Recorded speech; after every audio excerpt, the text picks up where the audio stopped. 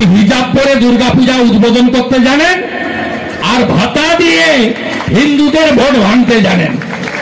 তারপরে তো বাকি আছে ছাপ্পা মেরে মৃত ভোটার বাংলাদেশের মুসলমান এদের ভোট মেরে যে মালদায় ভোট দিল সে পরের দিন বহরমপুরে ভোট দিল, তারপরের ফেজে গিয়ে কলকাতায় ভোট মেরে দিল।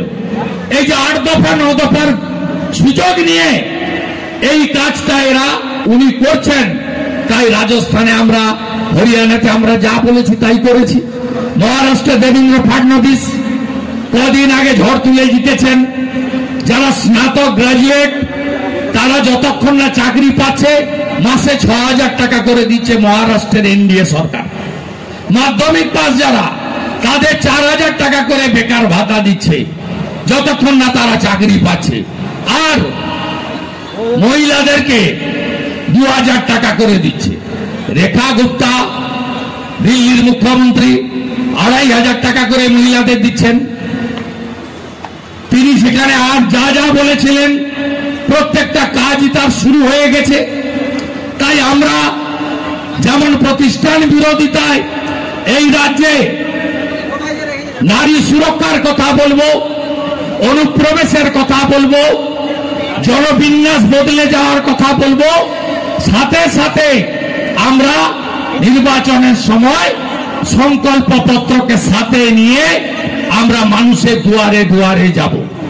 দ্বিতীয় হচ্ছে বৃহত্তর সনাতনী জোট, সনাতনী ঐক্য গড়ে তুলতে হবে। মমতা ব্যানার্জি সব সময় যারা অমুসলিম তাদেরকে বিভক্ত করতে চায়। আদিবাসীদের সঙ্গে কুর্মীদের ঝগড়া লাগিয়ে দিতে চায়, পশ্চিমাঞ্চলে তাই করেছে। পাহাড়ে 11টা বোর্ড বানিয়ে দিয়েছে, তামাং বোর্ড, ভুটিয়া বোর্ড, বিভিন্ন বোর্ড বানিয়ে দিয়েছে।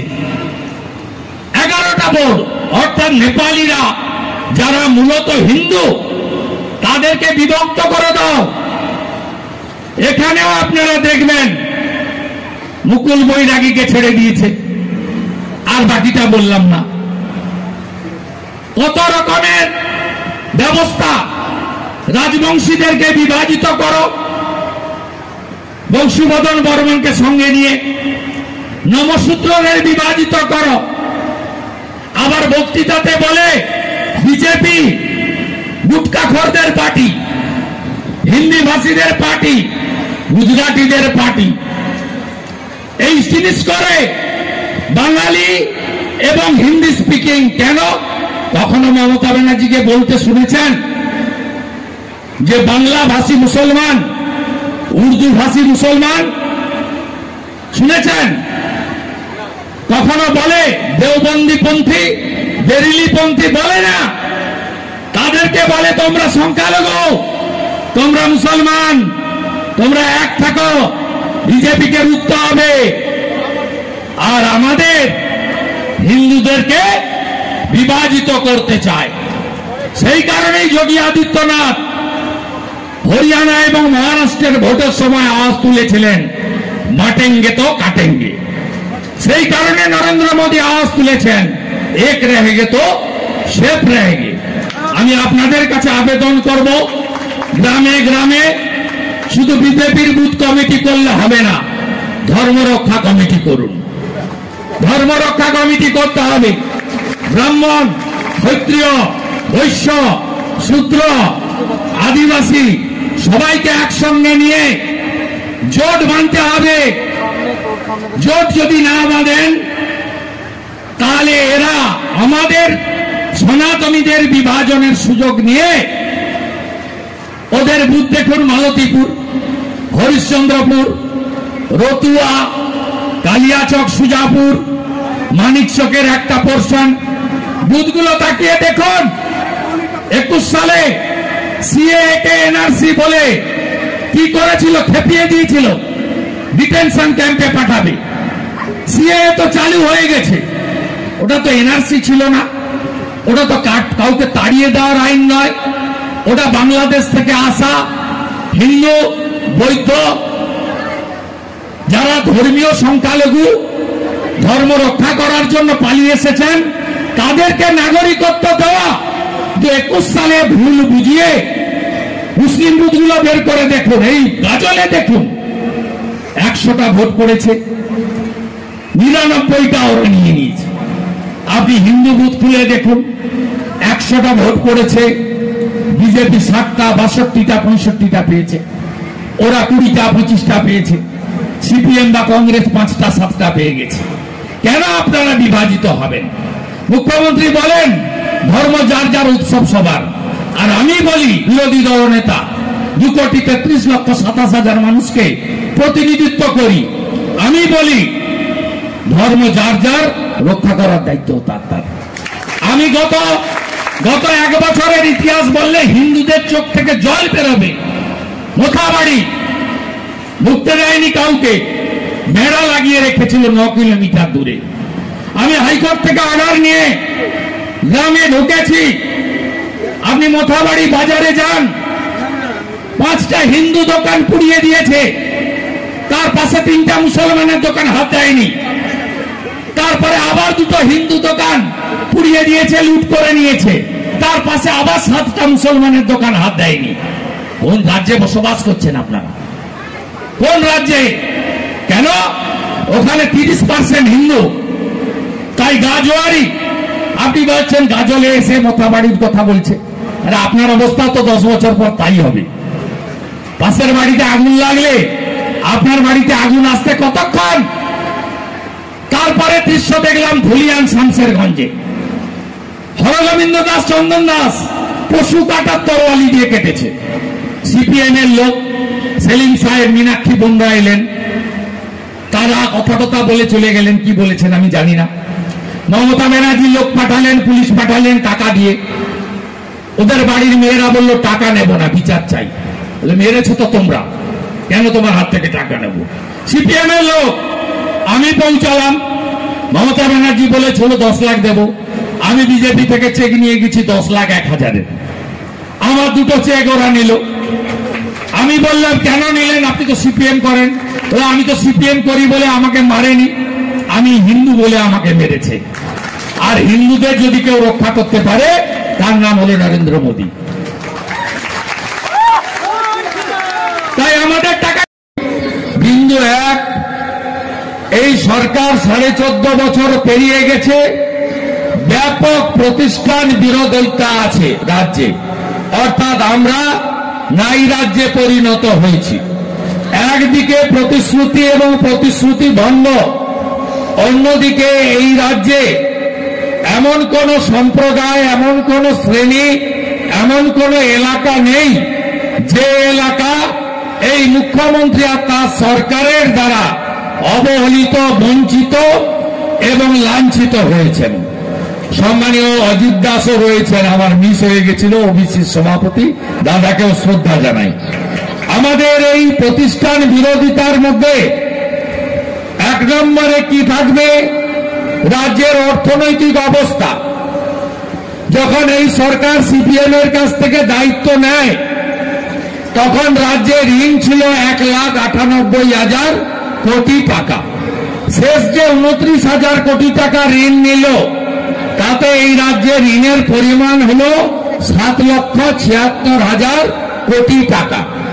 বাম আমলে মাথা পিছু ঋণ ছিল জন্মালেই 19,000 টাকা, আর মমতা ব্যানার্জি সেটাকে লালিত পালিত করে দিয়েছেন মাথা পিছু 80,000 টাকা।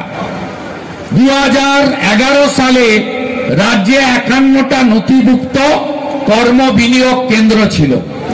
এই মুখ্যমন্ত্রী কর্ম বিনিয়োগ কেন্দ্র তুলে দিলেন, বললেন এমপ্লয়মেন্ট ব্যাংক, নাম লেখাও বেকাররা, মাসে 1500 টাকা বেকার ভাতা দেব। কেউ পায় না।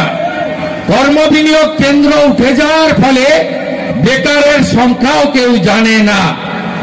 ওই 1 কোটি নথিভুক্ত বেকার বেড়ে হয়েছে কত?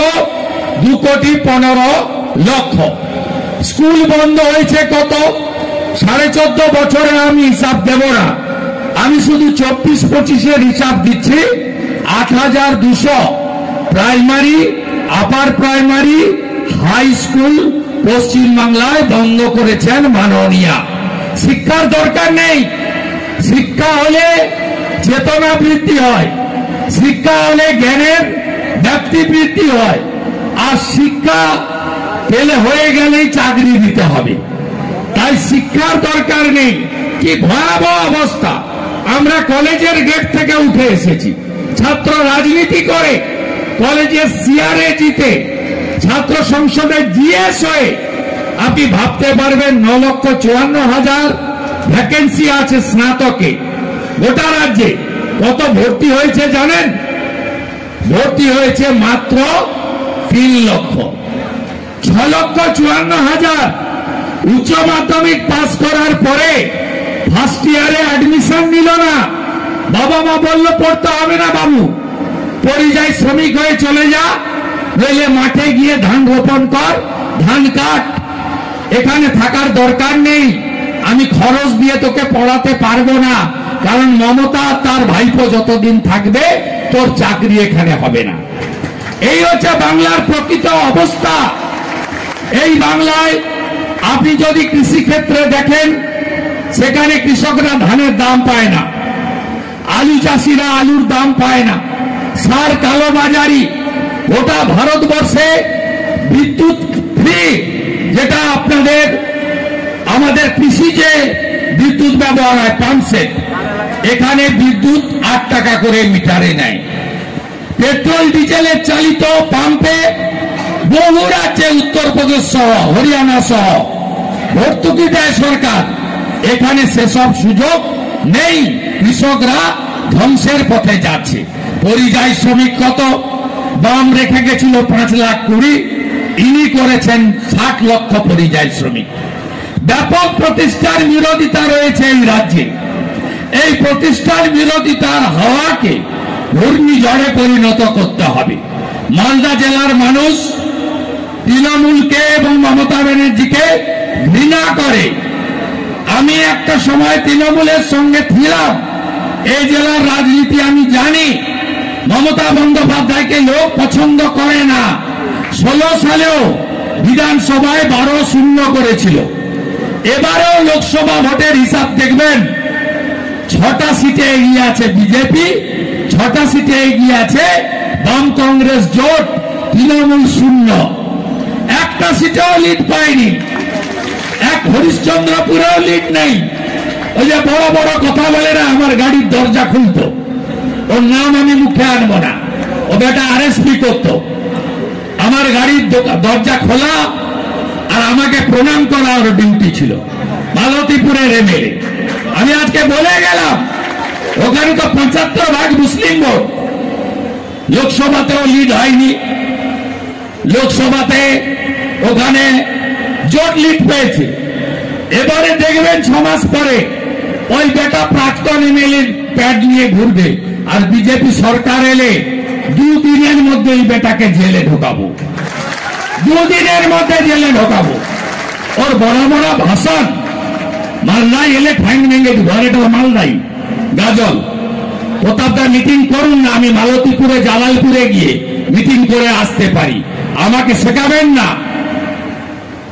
তাজমুল হোসেন থেকে মালতীপুরের এমএলএ থেকে এদের ইতিহাস আর কেউ নাই জানুক, শুভেন্দু অধিকারী জানে, শুভেন্দু অধিকারী জানে। তাই এই জেলাতে এদের কিছু হবে না। আপনাদের এই জেলায় এবারে 12টার মধ্যে 11টা সিট জেতাতে হবে। ওই সুজাপুরটা হবে না, আমরা 8% মাত্র, ওরা 92%। বাকি সব সিট আমাদের জেতাতে হবে, এই শপথ আমাদের নিতে হবে। আমি আপনাদের কাছে বলি, প্রতিষ্ঠান বিরোধিতার সাথে সাথে বিকল্প সংকল্প।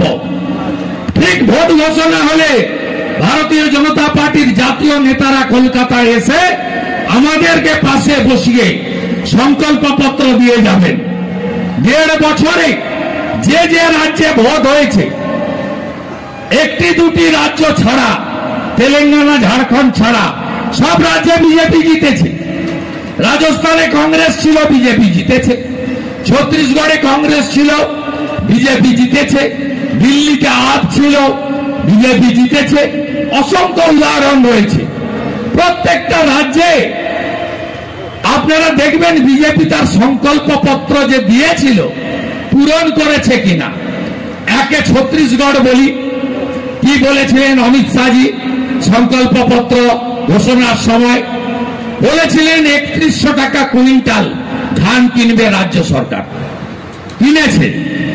বলেছিলেন আদিবাসীদের সব গ্রাম মডেল ভিলেজ হবে, বাড়ি, সৌর আলো, নলে জল, আদিবাসী গ্রামে সাঁওতালি ভাষা সহ primary school, primary health centre সব জায়গায় করেছে, প্রত্যেকটা আদিবাসী গ্রামে। এবং মা তারি যোজনা, ওখানকার বড় ঠাকুর মা, তার নামে যোজনাতে বছরে একবার এককালীন মহিলাদের অ্যাকাউন্টে 12,000 করে টাকা বিজেপি ঢুকিয়ে দিচ্ছে ওখানে 1.5 বছর আগে থেকে। দ্বিতীয় আসন রাজস্থান, ভজনলাল